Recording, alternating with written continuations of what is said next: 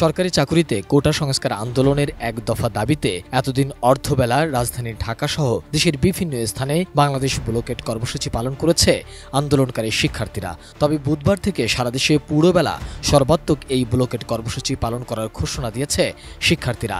সেজন্য তারা মঙ্গলবার প্রস্তুতি নেবেন এবং একই দিন বিকেলে বুধবারের চূড়ান্ত কর্মসূচির বিষয়ে সংবাদ সম্মেলন করবেন। সোমবার শাহবাগে রাত 8:30টার দিকে এ কর্মসূচি ঘোষণা করে আন্দোলনের সমন্বয়ক নাহিদ ইসলাম বলেন, আমরা নিয়মতান্ত্রিকভাবে আমাদের কর্মসূচি পালন করছি। আমরা বাধ্য হয়ে আজ রাজপথে নেমেছি। ছাত্ররা সহজে মাঠ ছাড়বে না। আমাদের আহ্বান থাকবে, আপনারা দায়িত্বশীল আচরণ করুন, তা না হলে আমরা আরও কঠোর কর্মসূচিতে যেতে বাধ্য হব।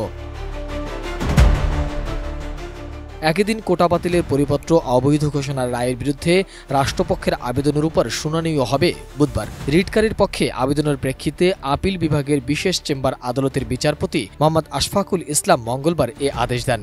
এর আগে গত 4 জুলাই রিটকারীর পক্ষে আইনজীবী উপস্থিত না থাকায় হাইকোর্টের দেয়া রায় স্থগিত চেয়ে রাষ্ট্রপক্ষের করা আবেদনের শুনানি মুলতবি করা হয়। এক রিটের চূড়ান্ত শুনানি শেষে গত 5 জুন হাইকোর্ট 9ম থেকে 13তম গ্রেডের পদে নিয়োগের ক্ষেত্রে মুক্তিযোদ্ধা কোটা বাতিলের পরিপত্র অবৈধ ঘোষণা করে রায় দেন। এ রায় স্থগিত চেয়ে রাষ্ট্রপক্ষ আবেদন করে, যা গত 9 জুন আপিল বিভাগের চেম্বার বিচারপতির আদালতে ওঠে। সেদিন চেম্বার আদালত আবেদনটি আপিল বিভাগের পূর্ণাঙ্গ বেঞ্চে 4 জুলাই শুনানির জন্য নির্ধারণ করে। এর ধারাবাহিকতায় গত বৃহস্পতিবার বিষয়টি শুনানির জন্য ওঠে।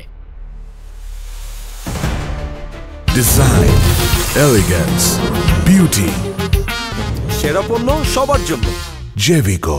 জানা যায়, সরকারি চাকুরিতে কোটা ব্যবস্থা দীর্ঘদিনের। 1972 সালের 5 নভেম্বর এক নির্বাহী আদেশে সরকারি, আধা সরকারি, প্রতিরক্ষা এবং জাতীয়করণ করা প্রতিষ্ঠানে জেলা ও জনসংখ্যার ভিত্তিতে 20% মুক্তিযোদ্ধা কোটা এবং পিছিয়ে পড়া মহিলাদের 10% কোটা প্রবর্তিত করা হয়। পরে বিভিন্ন সময় এই কোটা পদ্ধতির সংস্কার, পরিমার্জন ও পরিবর্তন করেছে সরকার।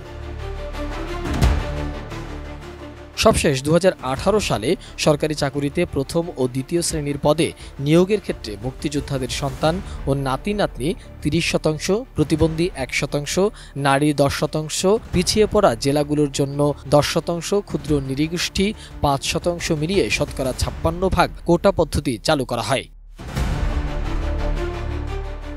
বুধবারকে কোটা আন্দোলনের গুরুত্বপূর্ণ দিন হিসাবে দেখা হচ্ছে। একদিন সর্বাত্মক আন্দোলন যেমন থাকছে, তেমনি শুনানিও থাকছে।